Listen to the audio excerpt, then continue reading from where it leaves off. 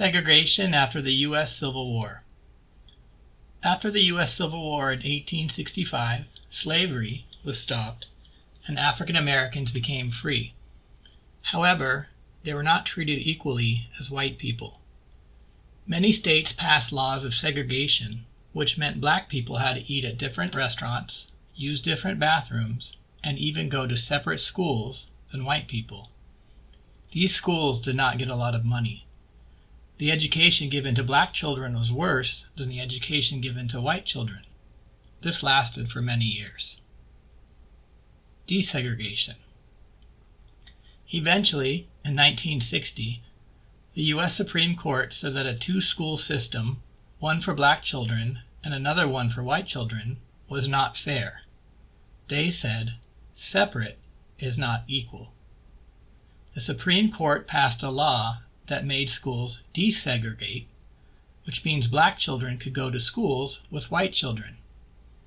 Who was one of the first black children to attend a white elementary school?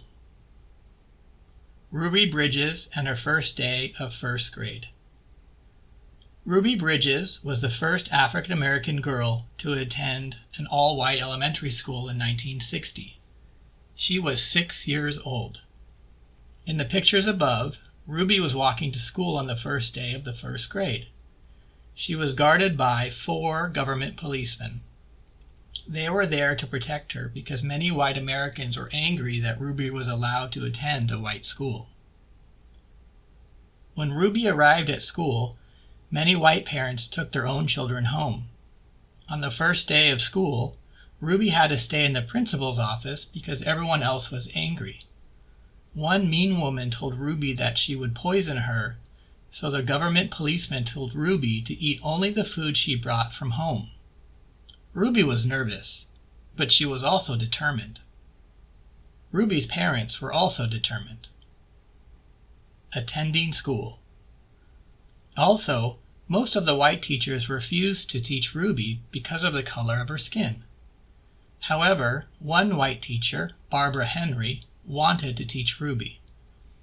Miss Henry began to teach Ruby on the second day of school, but no other children were in the room. Miss Henry taught Ruby alone for an entire year.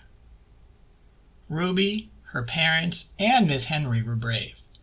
Ruby said, "I had never seen a white teacher before, but Miss Henry was the nicest teacher I ever had. She tried to keep my mind off what was going on outside."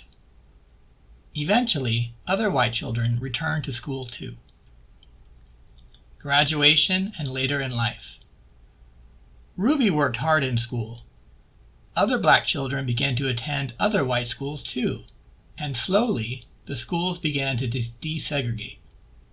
Eventually, Ruby graduated elementary and high school. She became a travel agent, got married, and had 4 sons. Ruby has spoken a lot about her experiences and has written 2 books about it. In 2011, Ruby met President Barack Obama at the White House. They looked at the Norman Rockwell painting of her. The painting is located in the West Wing of the White House. Barack Obama told Ruby, "If it hadn't been for you guys, I might not be here and we wouldn't be looking at this together."